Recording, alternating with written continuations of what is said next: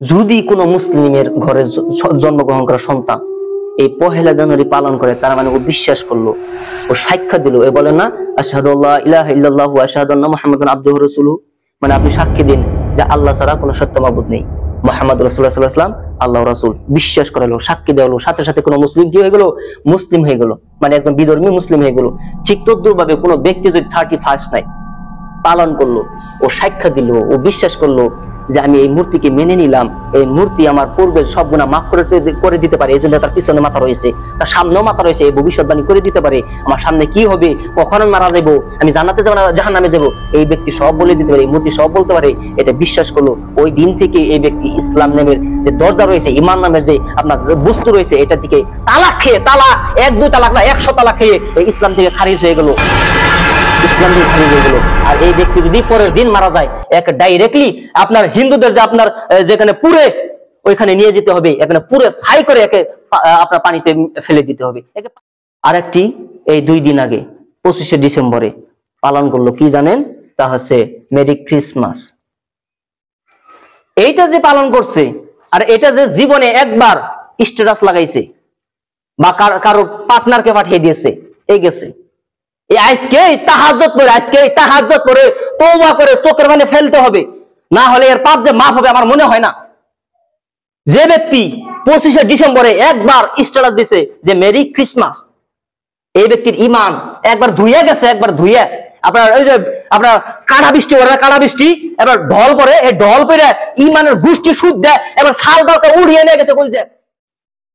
আলহামদুলিল্লাহ, জগত প্রশংসা সেই মহান আল্লাহ পাকের জন্য, যিনি আমাদের ত্রাণকর্তা, যিনি আমাদের পালন কর্তা, জগতে যাহা কিছু আছে একমাত্র আল্লাহ সুবহানাহু ওয়া তাআলার জন্যই, কাজে তার প্রশংসা আমরা শেষ করতে পারি না। তাই ছোট্ট একটি বাক্যের দ্বারা সমর্পণ করে নিচ্ছি, সকলে বলে আলহামদুলিল্লাহ।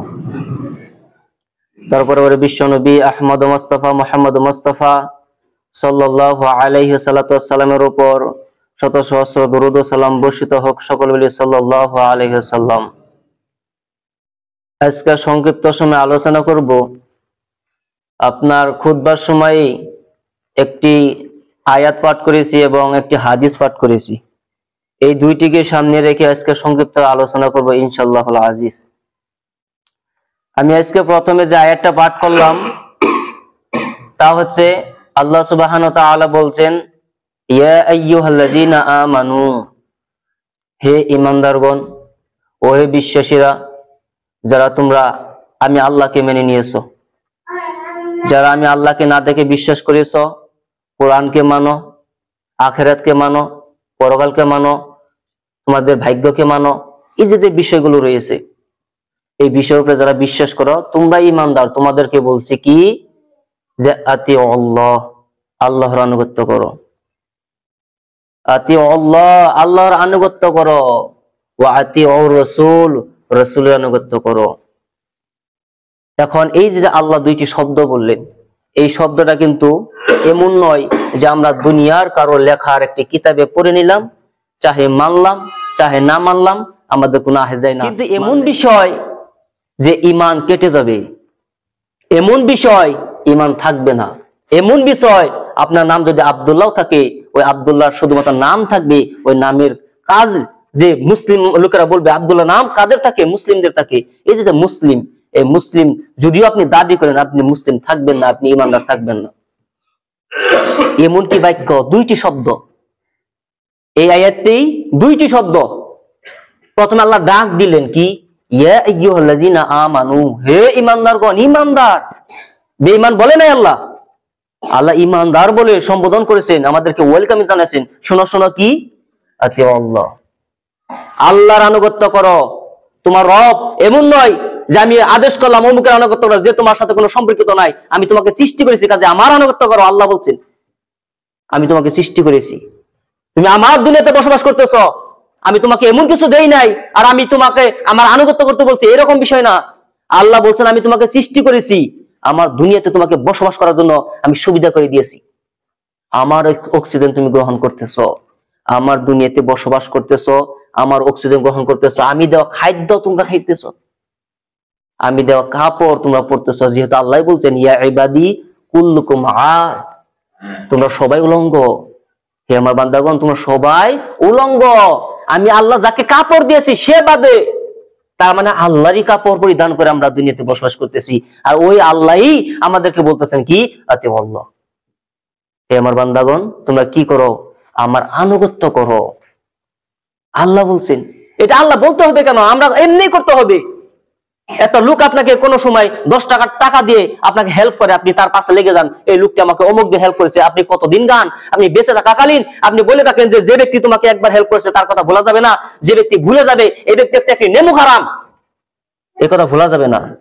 কিন্তু আল্লাহ আপনাকে সৃষ্টি করলো, আল্লাহর দুনিয়াতে বসবাস করছেন, আল্লাহর দুনিয়াতে আপনি আল্লাহরই খাচ্ছেন, আল্লাহরই পড়তেছেন।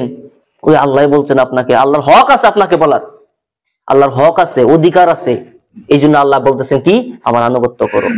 শুধু আমার আনুগত্য করলে হবে না, কি ওয়াতিউর রাসূল, রাসূলের আনুগত্য করো। তোমাদের যে নবী এসেছিল হযরত মুহাম্মদ সাল্লাল্লাহু আলাইহি ওয়াসাল্লাম, ওই নবীর আনুগত্য করো। মানে আমি যা বলি সব মেনে নাও, আমার নবী যা বলে সব মেনে নাও।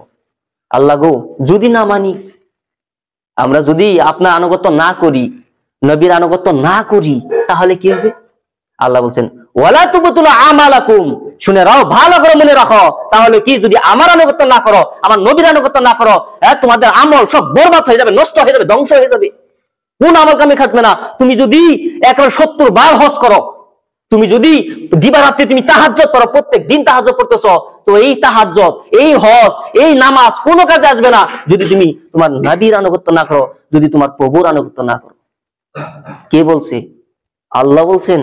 যে ব্যক্তি আমাদের উপরে হক, তিনি অধিকার রয়েছে, ওই তিনি বলতেছেন। আপনি চিন্তা করেন, এই একটি আয়াত।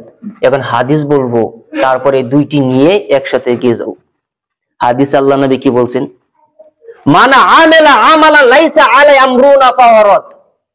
মুহাম্মদ রাসূলুল্লাহ সাল্লাল্লাহু আলাইহি ওয়াসাল্লাম বলছেন, মানা আমেলা আমালা লাইসা আলাই আমরুনা ফাওয়ারাত। যে ব্যক্তি এমন কোন আমল করলো যে আমল আমি নবী মুহাম্মদ করি নাই, ফাওয়ারাত, তা প্রত্যেকটা তা গ্রহণযোগ্য হবে না, কঠিন কালেও হবে না। যদি কাবার ইমামও করে তবুও হবে না, যদি জাকির নাইকও করে তবুও হবে না, যদি সারা পৃথিবীর লোক করে না এটাই হবে, এটাই কারেক্ট, তবুও হবে না। কেননা আমি মুহাম্মদ সাল্লাল্লাহু আলাইহি ওয়াসাল্লাম করি না, এই জন্য হবে না। যদি গোটা জাতি করে, ইসলাম ধর্ম কোন দল দিয়ে চলে না, ইসলাম ধর্ম সংখ্যালঘু দিয়ে চলে না, ইসলাম ধর্ম চলে একমাত্র মুহাম্মদ রাসূলুল্লাহ সাল্লাল্লাহু আলাইহি ওয়াসাল্লাম, তার আদেশেই চলে, তার নীতিতেই চলে। কাজেই এই কথা কে বলছেন? মুহাম্মদ রাসূলুল্লাহ সাল্লাল্লাহু আলাইহি ওয়াসাল্লাম বলছেন কি, মানা আমেলা আমালা লাইসা আলাইহি আমরুনা ফাওয়ারাত। যে ব্যক্তি এমন কোন আমল করলো যে আমল আমি নবী মুহাম্মদ করি নাই, তাহলে তা গ্রহণযোগ্য হবে না, যদি গোটা পৃথিবীর লোকে করে। এই দুইটি মনে রাখে। খুতবার সময় একটি হাদিস পড়েছিলাম, হযরত ওমর রাদিয়াল্লাহু তাআলা আনহু থেকে বর্ণিত। তিনি বলেন, আল্লাহ নবী বলছেন যে কি, মান তাশাব্বাহা বিকাউমিন ফাহুয়া মিনহুম। যে ব্যক্তি যার সাদৃশ্য গ্রহণ করবে, যে ব্যক্তি যার সাদৃশ্য মতো চলবে, ওই ব্যক্তির সাথেই জাহান্নামে আপনার তার বিচার হবে, মানে জাহান্নামে চলে যাবে। যদি ব্যক্তি জান্নাতে যায়, লোকটি জান্নাতে চলে যাবে। যদি লোকটি জাহান্নামে যায়, লোকটি জাহান্নামে চলে যাবে। আপনার সহজ ভাষায় বলছি, তাহলে কি, আপনি যাকে অনুসরণ করবেন ওই ব্যক্তির সাথে কাল হাসরের ময়দানে যে বিচার হবে, ওই বিচার তার সাথে হবে। ধরে নেন যে আপনি যদি আল্লাহ নবীকে অনুসরণ করেন, আপনার বিচার আপনার মুহাম্মদ রাসূলুল্লাহ সাল্লাল্লাহু আলাইহি ওয়াসাল্লামের সাথে হবে।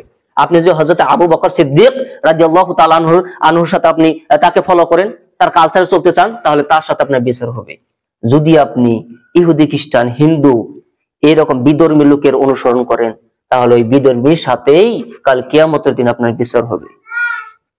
এখন এই বিচারের কারণে আপনি রেডি আছেন কিনা আপনি দেখে নেন। এখন আপনি বলবেন, হাই হাই, আমি মুসলিম মানুষ, আমার কি বিচার কোনোদিন খ্রিস্টানের সাথে হতে পারে? কখনো হতে পারে না। আমার বিচার কেন ওই খ্রিস্টানের সাথে হবে? এখন আপনাকে বলছি যে আমরা কিছু সময় এমন শিরিক করে ফেলি যে শিরিকের আপনার আতা পাতা থাকে না, আমরা বুঝতেই পারি না আমি কিভাবে শিরিক করি। আমার মনে হয় এটা সামান্য কাজ, এই সামান্য কাজে আমার কিভাবে শিরিক হতে পারে, এই সামান্য কাজে আমার কিভাবে ঈমান চলে যেতে পারে, এটা আমাদের মাথায় ধরে না। এরকম লোকেরা অনেকেই রয়েছে, মুসলিম ঘরে জন্মগ্রহণ করে শিরিক কাকে বলে এই শিরিক সম্পর্কে জানে না। এর থেকে হতভাগা, এর থেকে দুর্ভাগা পৃথিবীর বুকে আর কে আছে আপনি বলেন, যে শিরিক করলে আল্লাহ নবী বলছে কোন ব্যক্তি যদি এই জমিন থেকে আকাশ পর্যন্ত খালি গুনাহ গুনাহ আর গুনাহ করেছে, কিন্তু শিরিক নাই, ওই ব্যক্তিকেও আল্লাহ সুবহানাহু ওয়া তাআলা ক্ষমা করে দিবেন। কিন্তু আপনার গুনাহ নেই, শুধু শিরিক করেছে, তার ঈমান কেটে গিয়েছে, ওই ব্যক্তিকে আল্লাহ কোশ্চিন কালেও ক্ষমা করবে না, যদি পৃথিবীতে বেঁচে থাকা অবস্থায় যদি তওবা না করে সে মৃত্যুবরণ করে। যদি একটি শিরিক নিয়ে লোকটি মৃত্যুবরণ করে, একটি শিরিক যদি মৃত্যুবরণ করে লোকটি তওবা করে নাই, তাহলে এই ব্যক্তি জাহান্নামে ডুববে, ডাইরেক্ট জাহান্নামে, হিসাবই হবে না। কিসের হিসাব? যে ব্যক্তি আল্লাহকে মানে না, যে ব্যক্তি আল্লাহর বীরত্বকে নিয়ে সন্দেহ পোষণ করে, যে ব্যক্তি বলে আল্লাহ সন্তান রয়েছে, যে ব্যক্তি বলে যে আমি এই আল্লাহকে মানি না, এই মূর্তিও ওই আল্লাহ সমপর্যায়ে আমাকে এই ক্ষমতার অধিকারী করতে পারে, যে ব্যক্তি এই বিশ্বাস করে, ওই ব্যক্তির কে আল্লাহ কিভাবে জান্নাতে দেবে?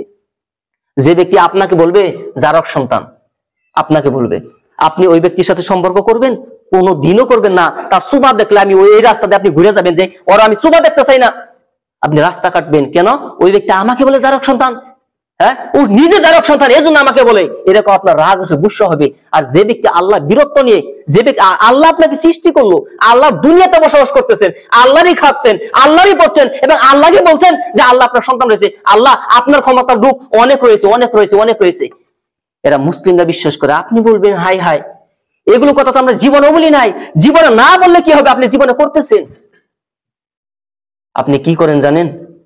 এই যে আসতেছে 31st নাইট, 1 জানুয়ারি, এই জানুয়ারি মুসলিমরাই পালন করে। এই 1 জানুয়ারি কিভাবে আসলো জানেন আপনি?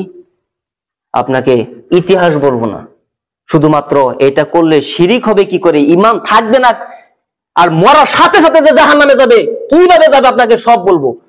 আপনাকে সহজ ভাষায় বলছি, এই যে 31st নাইট পালন করা হয়, এটা হচ্ছে খ্রিস্টানদের। পূর্বে হাদিস বলছি, মান তাশাব্বাহা বিকাউমিন ফাহুয়া মিনহুম, যে ব্যক্তি যাদেরকে অনুসরণ করবে, যাদের সাদৃশ্য মেনে চলবে, তাদের সাথে তার বিচার হবে।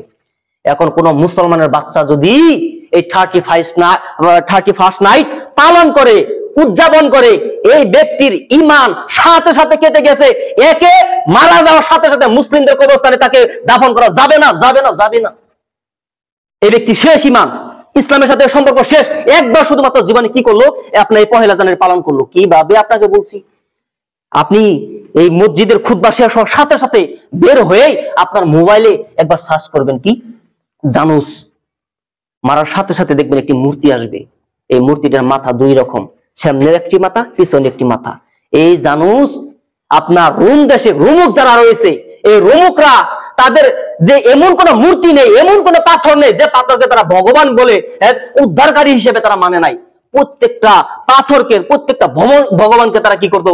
পূজা করত। কিন্তু তারা বিশ্বাস করত এই প্রত্যেকটা ভগবানের থেকে সব থেকে শক্তিশালী যদি দেবতা থাকে তাহলে এই জানুস। তখন তারা কি করলো? এই জানুসকে খুশি করতে পারলে আমরা জান্নাতে যেতে পারবো, কারণ জানুসের যারা অনুসারী তাদের হাতে থাকে চাবি, আর এই চাবিকে তারা মনে করে জান্নাতের চাবি, জান্নাতের চাবি তারা মনে করে। তো এই জানুস তারা অনেক মানতে শুরু করলো। হাই হাই, সব দেবতা ছাড়লে ওই জানুসকে ছাড়া যাবে না। তাহলে জানুসের কি করো? আমাদেরকে ভালোভাবে তার ইবাদত করতে হবে, ভালোভাবে তাকে মানতে হবে। এই জানুসকে ভুলে গেলে কাম হবে না। তার 2 মাথা 2 মুড়া, মানে এই সামনে যেভাবে ভবিষ্যৎ দেখতে পারে ঠিক তদ্রুপ পিছনে থেকে তার সে অতীত দেখতে পারে। এই বিশ্বাস কাদের? ওই যে রোমক রয়েছে, রোমক নামের খ্রিস্টান রয়েছে। এই খ্রিস্টানদের বিশ্বাস হলো কি? এই জানুস হচ্ছে আমাদের দেবতা। এই দেবতার সামনে যেমন দেখতে পারে, পিছনে তেমন দেখতে পারে। কাজেই এই আমার ভবিষ্যৎ দেখতে পারবে, এই আমার অতীত দেখতে পারবে। আমাদের অতীতে যত গুনাহ আছে সব গুনাহ ইনি কি করতে পারবে? ইনি সব গুনাহ আপনার মোচন করে ইনি আমাদেরকে জান্নাতে নিয়ে যেতে পারবে। এই যে জান্নাতের চাবি, তাদের হাতে চাবি থাকে। তো একে তো ভোলা যাবে না। একে আমরা কিভাবে বলি? একে ভোলা যাবে না। কাজে কি করা যায়? তার নাম কি? জানুস। তাহলে এই জানুস থেকে কি করা যায়? জানুয়ারি নাম বানান যায়। এই জানুস থেকে জানুয়ারি এসে গেছে। আপনি গুগল খুলে দেখে নিবেন, আমি গুগলে থেকে করেছি, আপনি দেখে নিবেন এই জানুস শব্দ থেকে আপনার জানুয়ারি এসেছে। তারা এই জানুয়ারির এই জন্য প্রথম দিনটাকে, যখনই আপনার ডিসেম্বরের শেষ দিন রাত 12টা বাজবে, ওইখানে 6টা জিরো পরে যায়। তাহলে কি আপনার ঘন্টার কাটার 2 জিরো, মিনিটের কাটার 2 জিরো এবং সেকেন্ডের কাটার 2 জিরো। এই যে 6 জিরো, এই 6 জিরো যখন এসে যায় আর প্রথম 1 জানুয়ারি এসে যায়, সাথে সাথে তারা উদযাপন করে গাইটা ফুটায়। কেন? আমাদের দেবতার যে এই উদযাপন করার দিন, এই দিন এসে গেছে, কাজে আমাদেরকে কি করতে হবে? উদযাপন করে আমাদের দেবতাকে খুশি করতে হবে। আর আমাদের দেবতাকে যদি আমরা খুশি করতে পারি, তাহলে আমার অতীতের যত গুনাহ রয়েছে সব গুনাহ মাফ করে দিতে পারবে এই দেবতা। কাজে দেবতাকে কি করতে হবে? খুশি করতে হবে। আর এই খুশি যদি কোনো মুসলমানের বাচ্চা এটা মেনে নেয় যে এই দেবতাকে খুশি করতে পারলে আমার জীবনের সব গুনাহ মাফ হয়ে যাবে, আর সামনে আমার অতীতের যে ভবিষ্যৎবাণী করে দিতে পারবে, কাজে কি করতে হবে? পহেলা জানুয়ারিতে আমাদেরকে ড্যাগ বাজাতে হবে, আমাদেরকে গাইটা ফোটাতে হবে, আমাদেরকে আনন্দ করতে হবে, ফুর্তি করতে হবে। কাজে ফুর্তি করে কি করতে হবে? এই দিনটাকে আমরা উদযাপন করতে হবে, পালন করতে হবে, আর এই দেবতাকে খুশি করতে হবে। এটা কার ধারণা? খ্রিস্টানদের ধারণা। মানতেছে কারা? মুসলমানের বাচ্চারা। আমি মুসলমানের বাচ্চা বললাম কেন? শুনতে একটু খারাপ শোনা যায়, এই জন্য বললাম। যদি ভাষা নয়, কিন্তু খারাপ ভাষা নয়। মুসলমানের বাচ্চা এই জন্য বললাম, কারণ মুসলমানের বাচ্চা কাজ করে ইহুদি খ্রিস্টানদের, এই জন্য বললাম, জানি একটু খারাপ লাগে। আপনি চিন্তা করেন, যদি কোনো মুসলিমের ঘরে জন্মগ্রহণ করা সন্তান এই পহেলা জানুয়ারি পালন করে, তার মানে ও বিশ্বাস করলো, ও সাক্ষ্য দিল, এ বলেন না আশহাদু আল্লা ইলাহা ইল্লাল্লাহু ওয়া আশহাদু আন্না মুহাম্মাদান আবদুহু ওয়া রাসূলুহু, মানে আপনি সাক্ষী দিন যে আল্লাহ ছাড়া কোনো সত্য মাবুদ নেই, মুহাম্মদ রাসূলুল্লাহ সাল্লাল্লাহু আলাইহি ওয়াসাল্লাম আল্লাহর রাসূল। বিশ্বাস করে হলো, সাক্ষী দেওয়া হলো, সাথে সাথে কোনো মুসলিম কি হয়ে গেল? মুসলিম হয়ে গেল, মানে একদম বিধর্মী মুসলিম হয়ে গেল। ঠিক তদ্রুপভাবে কোনো ব্যক্তি যদি 31 নাইট পালন করলো, ও সাক্ষ্য দিল, ও বিশ্বাস করলো যে আমি এই মূর্তিকে মেনে নিলাম, এই মূর্তি আমার পূর্বের সব গুনাহ মাফ করে দিতে পারে, এই জন্য তার পিছনে মাথা রয়েছে, তার সামনেও মাথা রয়েছে, এই ভবিষ্যৎবাণী করে দিতে পারে আমার সামনে কি হবে, কখন আমি মারা যাবো, আমি জান্নাতে যাবো না জাহান্নামে যাবো, এই ব্যক্তি সব বলে দিতে পারে, এই মূর্তি সব বলতে পারে। এটা বিশ্বাস করলো, ওই দিন থেকে এই ব্যক্তি ইসলাম নামের যে দরজা রয়েছে, ঈমান নামের যে আপনার বস্তু রয়েছে, এটার দিকে তালাক খেয়ে, তালাক 1-2 তালাক না 100 তালাক খেয়ে এই ইসলাম থেকে খারিজ হয়ে গেল, ইসলাম থেকে খারিজ হয়ে গেল। আর এই ব্যক্তি যদি পরের দিন মারা যায়, এক ডাইরেক্টলি আপনার হিন্দুদের যে আপনার যেখানে পুরে, ওইখানে নিয়ে যেতে হবে, এখানে পুরে ছাই করে একে আপনার পানিতে ফেলে দিতে হবে, একে পানিও গোসবে না, একে পানিও গোসবে না, ধর্মের সাথে জালিয়াতি করেছে।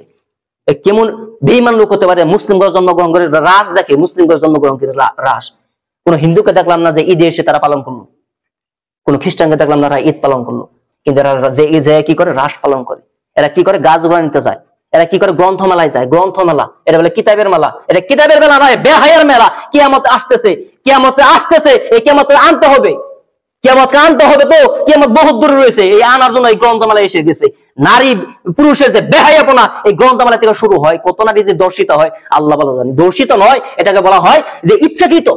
ইচ্ছাকৃত আজকাল দর্শিত হয় না, সব ইচ্ছাকৃত হয়। এগুলো ব্যবস্থা কারা করতেছে? আমরাই করতেছি, মুসলমানের বাচ্চা। আমরা হচ্ছে মুসলমানের বাচ্চা। পল্লারপাড়ের মতন জায়গায় মহিলা ফুটবলার আসে, পল্লারপাড়ের মতন জায়গায় আপনার মহিলা ভলিবল খেলার লোক আসে, তার মানে মনে করতে হবে কিসের আহলে হাদিস, কিসের হানাফি।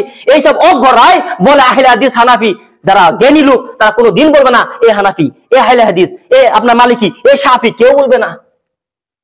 ইসলামে না শাফি আছে, না হাম্বলি আছে, না মালিকি আছে, না আহলে হাদিস আছে, সব সমান, সব ইসলাম মানতে হবে। কাউকেই আপনার গ্রন্থমেলা যেতে যাওয়া যাবে না, মুসলিম হলে কাউকেই 31 নাইট পালন করা যাবে না, কাউকেই মূর্তি পূজা করা যাবে না। তাহলে কিসের পার্থক্য? কে কোথায় হাত বাঁধলো ওইটা নিয়ে মাথা গরম। হ্যাঁ, বলতেছে সামান্য মানুষ বলে ইমাম আবু হানিফার মতে এটা হয়, ইমাম শাফির মতে এটা হয়, ও নামাজই পড়ে না। যে ব্যক্তি বলে ইমাম আবু হানিফার মতে এটা, ইমাম শাফির মতে এটা, ওই ব্যক্তি নামাজ পড়ে না, এগুলো না নামাই করে। ওকে যে জিজ্ঞাসা করতে নামাজ পড়েছ না, আমি নামাজ পড়ি নাই, আগে নামাজ পড়াই তারপর আবু হানিফার পেছাল পারবি। মূর্খরা আপনার দ্বন্দ্ব লাগায় মাযহাবের মাঝে। কেউ যদি মাযহাব অনুসরণ করেও এগিয়ে যেতে চায় বহুত কিছু ভালো পাবে, কিন্তু মাযহাবের নামে বহুত কিছু ভিতরে ঢুকছে, বহুত কিছু নতুন ঢুকছে, এই ঢুকার ফলে তারা ইসলাম থেকে দূরে যাচ্ছে। যাই হোক, বিষয় দিকে নয়, এই হলো কি একটা, যারা 31 নাইট পালন করে তাদের ব্যতিক্রম একটি ব্যবস্থা, ইসলাম থেকে খারিজ হয়ে যাবে, ঈমান থেকে খারিজ হয়ে যাবে, এই শিরিক করলো। এই জন্যই আল্লাহ সুবহানাহু ওয়া তাআলা বলছেন যে কি, যে ব্যক্তি শিরিক করবে ওই ব্যক্তি আল্লাহর সাথে জুলুম করলো, যে কথা হযরত লুকমান তার সন্তানকে বলেছিল, ইয়া বুনাইয়া, হে আমাদের আদরের সন্তান, লা তুশরিক বিল্লাহ, তুমি আল্লাহর সাথে শিরিক করো না, ইন্না শিরকা লা যুলমুন আযীম, নিশ্চয় শিরক করা হচ্ছে এক মহা অন্যায়, মহা জুলুম। কার সাথে জুলুম করা হয় পিতাজি? কার সাথে জুলুম করা হয়? আমি নিজে কোশ্চেনটা বানাইলাম আপনাকে বোঝানোর জন্য। কার সাথে এরকম জুলুম করা হয়? ও তোমার রবের সাথে। রবের সাথে কিভাবে জুলুম করবো? রবটা তো আমি দেখি নাই, রব তো আমার সামনেও নাই, আমি রবের সাথে কিভাবে জুলুম করবো? শুনো শুনো, যে ব্যক্তি রবের যে ক্ষমতা অন্যর সাথে ভাগ করবে, হ্যাঁ, কোন ব্যক্তি কারোর ভবিষ্যৎ দেখতে পারে না, এমনকি বিশ্বনবী মুহাম্মদ রাসূলুল্লাহ সাল্লাল্লাহু আলাইহি ওয়াসাল্লাম তিনিও দেখতে পারে না ভবিষ্যতে কি হবে, তিনিও জানে না। আর এই সব বিশ্বাস যারা করবে আল্লাহ ছাড়া, ওই ব্যক্তির ঈমান চলে যাবে। আর যে ব্যক্তি এটা বিশ্বাস করবে ওই ব্যক্তি আল্লাহর সাথে জুলুম করলো, আর এই জুলুমকারী ঈমান চলে যাবে, এই ব্যক্তি কঠিন কালেও যদি তওবা না করে জান্নাতে যাবে না। আরেকটি এই 2 দিন আগে 25শে ডিসেম্বরে পালন করলো, কি জানেন? তা হচ্ছে মেরি ক্রিসমাস। এইটা যে পালন করছে, আর এটা যে জীবনে একবার স্ট্যাটাস লাগাইছে বা কারো পার্টনারকে পাঠিয়ে দিয়েছে, এই গেছে আজকে তাহাজ্জুদ পড়ে তওবা করে চোখের পানি ফেলতে হবে, না হলে এর পাপ যে মাফ হবে আমার মনে হয় না। যে ব্যক্তি 25শে ডিসেম্বরে একবার স্ট্যাটাস দিছে যে মেরি ক্রিসমাস, এই ব্যক্তির ঈমান একবার ধুইয়া গেছে, একবার ধুইয়া। আপনার ওই যে আপনার কাড়া বৃষ্টি ওরা কাড়া বৃষ্টি, এবার ঢল পরে, এই ঢল পরে ঈমানের গোষ্ঠী সুদ দেয়, এবার ছাল ডালটা উড়িয়ে নিয়ে গেছে। বলছে কিভাবে নিয়ে গেছে আপনাকে বলি। যে ব্যক্তি একবার লিখবেন মেরি ক্রিসমাস, ওই ব্যক্তি বিশ্বাস করলো আল্লাহর পোলা আছে, এই পোলার নাম হচ্ছে ঈসা। ওরা পালন করে যে আজকে ঈসা নবী জন্মগ্রহণ করছে। ঈসা নবী তো বলে না, আর আল্লাহর পুত্র বলে খ্রিস্টানরা। আল্লাহর পুত্র জন্মগ্রহণ করেছে এই 25শে ডিসেম্বরে, কাজে আমরা তার জন্মদিবস পালন করব কি মেরি ক্রিসমাস। যারা একবার বলে কি যে আল্লাহর পুত্র রয়েছে, ওই ব্যক্তির ঈমান থাকা যে বোতল রয়েছে, বোতল হুকিয়ে গেছে একবারে। এই ব্যক্তি যে মুসলিম বলা যাবে না, শেষ। একে যদি ফিরে আসতে হয় পুনরায় কলেমা পড়তে হবে। কলেমা আমার ব্যক্তিগত মতামত, কলেমা পড়তে হবে। কলেমা পড়ে মুসলিম হয়ে পুনরায় তাকে নামাজ রোজা করতে হবে। এর কলেমা চলে গেছে। কলেমা বুঝতে এমন নয় যে একবারে পুরো টাইট হয়ে গেল। হ্যাঁ, আপনার ঝড়ি আসে ঘর ভাঙে, আপনার ঝড়ি আসে এই হয়, 22 মাস হয় ক্ষেত নষ্ট হয়, তা আপনার ঈমান নষ্ট হয় না? ঈমান নষ্ট হয়, কিন্তু বোঝার ব্যতিক্রম। আমরা মনে করি আমাদের ঈমান যায় না, ঈমান চলে যায়, ঈমান থাকে না। ঈমান উঁচা হয় জানেন? দেখবেন যে কিছু কিছু হুজুর সাহেব কত ভালো আপনার ইবাদত করে, আবার কমে যায়। মানে ঈমান উঁচা হবেই। কাজে আমাদেরকে মনে রাখতে হবে এই যে বিষয়গুলো, এগুলো যদি আমরা পালন করি তাহলে সব বরবাদ। ওই যে বলছে না, ওয়ালা তুবতিলু আমালাকুম, তোমাদের আমল সমূহ বরবাদ করে দেনা। মুহাম্মদ রাসূলুল্লাহ সাল্লাল্লাহু আলাইহি ওয়াসাল্লাম বলছেন তোমার কপাল। হ্যাঁ, তুমি বিশ্বাস করো না হিন্দুদের কোনো কথা, মূর্তি আর খ্রিস্টানদের আমল গ্রহণ করা তো দূরের কথা, খ্রিস্টানরা যা করবে ওটা বিরোধিতা করতে বলা হয়েছে, বিরোধিতা করতে বলা হয়েছে। এমন নয় খ্রিস্টানরা করতেছে না, আমরা ওদের মতো ওরা করবে, আমাদের মতো আমরা করব না। মুহাম্মদ রাসূলুল্লাহ সাল্লাল্লাহু আলাইহি ওয়াসাল্লাম বলছেন খ্রিস্টানরা যে আমল করবে, ওই আমল যদি ওই দিন আমাদের উপরে, তাহলে তাদের বিরোধিতা করতে হবে। এরা বিরোধিতা না করে তাদের সাথে, বাহ তোমরা জনগণ কত 10,000, আমরা মুসলিম 20,000 যাই না, তোমাদের 30,000 বানিয়ে দিব, এরা এগিয়ে যায়। কোন হিন্দুদেরকে দেখলাম না, দুঃখের বিষয় এই মুসলিমদের নিয়ে কোন হিন্দুদেরকে দেখলাম না তারা কোনোদিন ঈদের মধ্যে আসলো।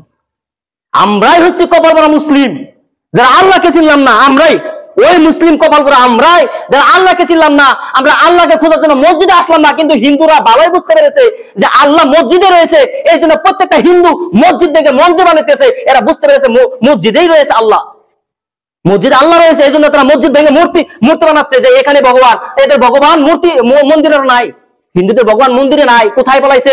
মসজিদে রয়েছে। এই কপাল পরা মুসলিম, এরা বুঝতে পারলো না যে মসজিদে আল্লাহ রয়েছে, মসজিদে আসলে আমরা আল্লাহকে পেতে পারবো। এরা বুঝতে পারতেছে না, এরা চলে যায় হিন্দুদের এখানে, আর হিন্দুরা চলে আসে মুসলিমদের এখানে।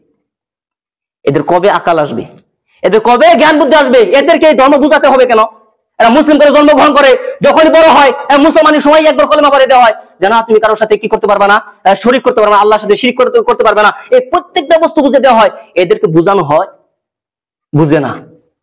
এই জন্য তো আল্লাহ সুবহানাহু ওয়া তাআলা বলছে উলাইকা কাল আনাম, এরা হচ্ছে চতুষ্প জানোয়ারের মতন, বাল হুম আদল, বরং জানোয়ার থেকে নিকৃষ্ট। এদের জানোয়ার কিভাবে বলা যায়? জানোয়ার তো কিচ্ছু বোঝে না। জানোয়ার মুসলিম করে জানোয়ার হিন্দু জানোয়ারের সাথে মিলে না, যায় না। এদের দল নিয়ে থাকে, কিন্তু এরা তো জানোয়ার থেকে নিকৃষ্ট, কারণ জানোয়ারের জ্ঞান নাই, বুদ্ধি নাই, জানোয়ার ভুল করলে মানায়। আল্লাহ বলে এদের কিভাবে জানোয়ার বলা যায়? এদের তো জ্ঞান রয়েছে, কারণ জানোয়ার থেকে নিকৃষ্ট, বাল হুম আদল, বরং জানোয়ার থেকে নিকৃষ্টরা এইসব মানুষ। কাজে বক্তব্য কি হবে? বক্তব্য ছেড়ে দিন, বক্তব্য লাগবে না। কিসের শুক্রবারের বক্তব্য, কিসের কি? নিজে ঠিক হয়ে যান, নিজের তো কিছু বুদ্ধি রয়েছে। হ্যাঁ, একটা গণিত ভুল হলে বুঝতে পারেন না এখানে তো ভুল করছি। হ্যাঁ, আপনাকে কেউ যদি 2 টাকা কম দেয় এটা বুঝতে পারেন না এখানে 2 টাকা কম দিছে। 2 কেজি আলু নিয়েছেন, একটা আলু পচা দিলে আপনি পুনরায় বাজারে ঘুরে যান যে একটা আলু পচা দিছ, ঘুরে নাও। আপনি ধর্মক্ষেত্রে এমন হলেন কেন? কি হলো মুসলিমদের? এই মুসলিমরা কোথায় চলে গেল? যে মুসলিমদের মসজিদ কেন্দ্রিক হওয়া ছিল, এরা মসজিদ কেন্দ্রিক না হয়ে এরা ভগবান কেন্দ্রিক হয়ে গেছে, আর আপনার রাষ্ট্র কেন্দ্রিক হয়ে গেছে, গ্রন্থমেলা কেন্দ্রিক হয়ে গেছে। কিছু কিছু হুজুর গ্রন্থমেলাকে হালাল বলে, কিভাবে জানেন? কয়টা গ্রন্থ মেলা, কিতাবের মেলা, গ্রন্থ মেলা। কয়েকখানে যে গাহান হয়, গাহানের জায়গা গাহান, আমাদের জায়গা আমাদের। কেমন হারামখোর হুজুর হইলে এরকম বলতে পারে? আপনাকে সহজভাবে বলছি, এই হুজুররা ধর্ম যতটুকু ক্ষতি করেছে এই আম মানুষের কোনোদিন ক্ষতি করতে পারে না। এই হুজুররাই ধর্ম বিনষ্ট করে দিয়েছে, হুজুররাই। এই জন্য তো আল্লাহ নবী বলছে, এই হুজুর দিয়ে সর্বপ্রথম জাহান্নাম উদ্বোধনী করবো। এই হারামজাদাই সব জায়গায় উদ্বোধনী করে, গ্রন্থমেলা উদ্বোধনী করে হুজুর, দোকান উদ্বোধনী করে হুজুর, আপনার মানুষের নতুন ঘর উদ্বোধনী করে হুজুর। তাহলে হুজুর জাহান্নাম উদ্বোধনী করবো না, একটা কথা হইলো হুজুর দিয়ে জাহান্নাম উদ্বোধনী করবো। আল্লাহ এই কথা বলে দিয়েছে। কাজেই ধর্ম ক্ষেত্রে একেবারে সিরিয়াস হতে হবে। আমি কথা বলতে পারলেই বড় মানুষ এরকম হওয়া যাবে না। আমি কথা বলতে পারলে বড় মানুষ এটা হওয়া যাবে না। তার জমিনে থাকতে হবে। আর প্রত্যেকটি কথা এমন কথা বলতে হবে, মুহাম্মদ রাসূলুল্লাহ সাল্লাল্লাহু আলাইহি ওয়াসাল্লাম বলছেন, যে ব্যক্তি এমন কথা বললো যে কথা আমি নবী মুহাম্মদ বলি নাই, আর ও যদি এই কথা বলে থাকে আমার নাম দিয়ে যে মুহাম্মদ সাল্লাল্লাহু আলাইহি ওয়াসাল্লাম বলছে, তাহলে এই থাকা জায়গা জাহান্নাম বানিয়ে নিল। এই জাহান্নামে যাবে মরার সাথে সাথে। নবীর সাথে জালিয়াতি করা বড় ভয়ানক হবে, আল্লাহর সাথে জালিয়াতি করা বড় ভয়ানক হবে। কাজেই অনুরোধ, এটা আজকে আমার বক্তব্য নয়, আবেগ, এটা কোনো বক্তব্য নয়, বিষয় নয়। এই জন্য আমি বললাম না আমি প্রত্যেকদিন বক্তব্য দেই টপিক রেখে। আজকে কিন্তু আমি টপিক রেখে বক্তব্য দেই নাই। আমার জীবনে এখানে যদি আমি 2 বছর ধরে আসছি, তাহলে 2 বছরে আপনার প্রত্যেকটা টপিকই রয়েছে, টপিক ছাড়া বক্তব্য দেই নাই। আজ প্রথম টপিক ছাড়া বক্তব্য দিলাম, তাহলে কি আবেগ? যে মুসলিমদেরকে কেন দিন বোঝাতে হবে, মুসলিমদের কেন বলা হবে যে তোমরা রাষ্ট্রে যাও না, কেন তোমরা পূজায় যাও না, এটা কেন মুসলিমদেরকে বলবো? কেন হিন্দুদেরকে বলবো যে তোরা গেলে তাদের গুনাহ হবে? ফিরায় ফিরায় ফিরায় হিন্দুদেরকে বলতে হবে, মুসলিমদেরকে কেন বলবো? এই জন্য মুসলিমদেরকে ডাকবেন না। ও যেখানে যাইবো, মরার পরে একে যখন আপনি কবরস্থানে দাফন না করবেন, মরার পরে কোনো মানুষ যাবেন না, তখন বুঝবে যা জন্মের জায়গা যা। এই সিরিয়া দেখছেন না? সিরিয়ায় কয়দিন আগে সিরিয়া বিজয় হইল। সিরিয়া বিজয় মানে খুশি, আপনারা খুশি করেছেন, কিন্তু আমি দুঃখ প্রকাশ করেছি। তাহলে কি জানেন? কারণ সিরিয়া বিজয় হওয়া মানে কিয়ামত এসে গেছে। কিয়ামত এসে গেছে। কিয়ামতের যেগুলো আলামত রয়েছে, আপনার সব তো আলামত আলোচনা করছি। কিয়ামতের যে ছোট ছোট আপনার আলামত ছিল 73টা 74টা, প্রত্যেকটাই কিন্তু আলোচনা করেছি। আর কিয়ামতের বড় আলামত 10টা, ওই প্রত্যেক 10টা আলোচনা করেছি, সব মুখস্থ হয়েছে আপনাদেরকে। ওই যে বলেছিলাম সিরিয়া বিজয় হবে, যে সিরিয়া বিজয় হওয়ার পর কিয়ামত একটি বড় আলামত আসবে। ছোট আলামত তো শেষই, আমাদের আলোচনায় বোঝা গিয়েছে যে মোটামুটি 68টা 69টা আমরা আলোচনা করেছি, তার আগেই শেষ হয়েছে কিয়ামতের ছোট আলামত। 2-4টা বাকি আছে ছোট আলামত। এই 2-4টা শেষ হওয়ার সাথে সাথে বিশাল আকারে কিয়ামতের আলামত আসবে। তখন আর লোকেরা কোনদিন কামাই চিন্তা করবে না, লোকেরা ধন সম্পদের চিন্তা করবে না, তখন চিন্তা করবে আমি কিভাবে বাঁচবো, এখান থেকে কিভাবে রক্ষা হবে। বলছিলাম না, আর দোকান ধোয়া বের হবে, তনুর শামসুল মাগরিবহা, আপনার সূর্য উদয় হবে পশ্চিম দিকে। কিন্তু তারই মধ্যে একটি বড় কিয়ামতের আলামত হবে। তাহলে কি? তাহলে ঈসা ইবনে মারইয়াম, মারিয়ামের পুলা বেটা ঈসা আসবে। ওইটা কিয়ামতের বড় আলামত। কোথায় আসবে? ওই সিরিয়ার দামেস্কের বড় মসজিদ, শ্বেত পাথরের বড় মসজিদ যে রয়েছে, ওই বড় মসজিদের মিনাতে যেখানে আপনার একটি খুঁটা রয়েছে, গম্বুজ রয়েছে, দেখবেন যে উষা আজানের মতন যে মাইক বান দিয়ে আমরা, ওইটা নাকি উষা রয়েছে। আপনি মোবাইলে আজকে দেখবেন যে সিরিয়ার আপনার এই যে আপনার জায়গা রয়েছে দামেস্কের বড় মসজিদ, সবথেকে বড় মসজিদ ওইটা। ওই মসজিদের যে মিনার রয়েছে, ওই মিনাতে ঈসা নবী নামবে। ওইটা আজ মুসলিমদের হাতে, মুসলিমরা নামাজ পড়বে। হঠাৎ কবে যে এসে পড়ে ওই মারিয়াম ইবনে ঈসা, কবে এসে পড়ে, আর কিয়ামত এসে যাবে। খবরদার ভুল করেন, আল্লাহ তো বলছে ভুল কর, অসুবিধা নাই, ভুল করে তো মাপ চাইতে হবে। নির্লজ্জ হলে আর কত হয়?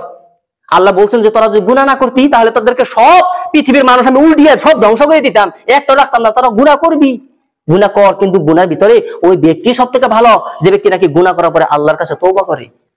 আল্লাহ চায় যে তোরা গুনাহ কর, গুনাহ করে আবার পুনরায় আমার কাছে তওবা কর। আর যে ব্যক্তি তওবা করবে, ওয়া আমালা আমালান সলিহান, এবং ওয়াদা করলো যে আমি আজ থেকে কি করব? সৎ আমল করব, কাজ করব। কি কাজ? সৎ কাজ, সলিহান, সৎ কাজ করব। আল্লাহ বলছেন ফাউলাইকা ইউবাদদিলুল্লাহু সাইয়্যাতিহিম হাসানা, তাহলে আর বিগত জীবনে যত পাপ করেছে সব পাপ আমি আল্লাহ মাফ করব, তো করব, সব পাপ নেকি বানিয়ে দিব। চিন্তা করেন, পাপ নেকি। ধরেন আজকে একটা হিন্দু মুসলিম আজকে তার বয়স হলো 60 বছর, এই 60 বছর পূজা কইরে যত পাপ করছে পাহাড়, প্রত্যেকটা পাহাড় তার নেকি হয়ে যাবে যদি আজকে থেকে সৎ আমল করে। কাজেই বক্তব্য শেষ, টাইমও পার হয়ে গেছে। অন্তত আজকের লেকচারটা আপনি লেকচার হিসেবে ধরবেন না, আবেগ হিসেবে ধরবেন। প্রত্যেকটা মুসলিমের অন্তরে লাগতে হবে যে যেখানে হিন্দুরা তাদের ভগবান খুঁজতে মসজিদে আসে, তাহলে এই মুসলিমরা এদের আল্লাহকে ভুলে তারা কোথায় চলে গেছে। এটা তো আপনাদের চোখের সামনে বাবরি মসজিদ কিভাবে তারা শহীদ করে দিল। দেখেন বাবরি মসজিদের ভিতরে বলে ওদের রাম মন্দির, রাম মন্দির মানে তাদের ভগবান, মসজিদের ভিতরে ভগবান, মসজিদের ভিতরে ভগবান খুঁজতে আসে হিন্দুরা, আর মুসলিমরা মসজিদ থেকে কোথায় চলে গেছে। এরা বলতে আমরা আল্লাহকে বিশ্বাস করি, মুখে বলার কোনো ফায়দা নাই, মুখে বলার কোনো ফায়দা নাই। এভাবে কত যে আপনার মসজিদ চলে যাবে, আর চলে গিয়েছে, আর সামনে আরো দেখবেন, আরো দেখবে, আরো দেখবে দিল্লির যে মসজিদ রয়েছে, হ্যাঁ দিল্লির যে আপনার মার্কাজ রয়েছে, এগুলো ভাঙবে। আপনি অপেক্ষা করেন, কারণ এই ভারতবর্ষের সাথে যুদ্ধ হবে, এটা আল্লাহ নবীর ভবিষ্যৎবাণী, যুদ্ধ হবে মুসলিমদের সাথে, কাজ এগুলো হবে, মুসলিমদের অত্যাচারিত হবে, এটা ভাবলেও কিছু হবে না। আপনি দাও কাছে কুরআন নিয়ে, হ্যাঁ খুন্তি যা আছে আপনি রেডি হলেও কাম হবে না। এদেশে যুদ্ধ হবে একটা সময় মুসলিমদের সাথে, কাজ এরকম হবে, মুসলিম অত্যাচারিত হবে, পুনরায় মুসলিমরা আবার তাদের মাথা দাঁড় করাবে, পুনরায় আবার মুসলিমরা আবার নির্যাতিত হবে, পুনরায় মুসলিমরা আবার আপনার দাঁড়াবে ঘাড় উঁচা করে, তারপরে কিয়ামত হবে। আল্লাহ নবীর কথা। এখন মুসলিমরা নির্যাতিত হবেই হবে, কাজেই ঈমান রাখতে হবে। এই দিনের কথাই মুহাম্মদ রাসূলুল্লাহ সাল্লাল্লাহু আলাইহি ওয়াসাল্লাম বলছে, এই দিনে একটা ঈমানদার তার ঈমান হাতে রাখা আর আগুনের আংটা রাখা তার থেকে বেশি কষ্ট হয়ে যাবে। আগুনের আংটা রাখলে যত কষ্ট হবে, এই সময় ঈমান রাখা তার থেকে বেশি কষ্ট হবে। আপনার মেয়েকে আপনি ঠিক করতে পারবেন না, আপনার ছেলেকে আপনি ঠিক করতে পারবেন না, আপনার ছেলেকে যদি রর্দা বাঁধেন না, রর্দা বাঁধবেন, তারপরে গ্রন্থমালা থেকে আপনি দূরে রাখতে পারবেন না, উপায় নাই। এই হোস্টেলে কত আপনার চাপ দিয়ে রাখা হয় ছেলেদের, রাত 12টা বাজে পলায়, মুইটা এবার আর আহে না, গেল কই 3টা বাজে আহে, কই করে গেছিল গ্রন্থমেলায়, কই নাকি করে ওরই মুত পড়া গেছিলাম। এই হচ্ছে অবস্থা লোকেদের। যে আল্লাহ সুবহানাহু ওয়া তাআলা আমাদেরকে বোঝার জন্য তৌফিক দান করুন, আমিন। ওয়া আখিরু দাওয়ানা আলহামদুলিল্লাহি রাব্বিল আলামিন।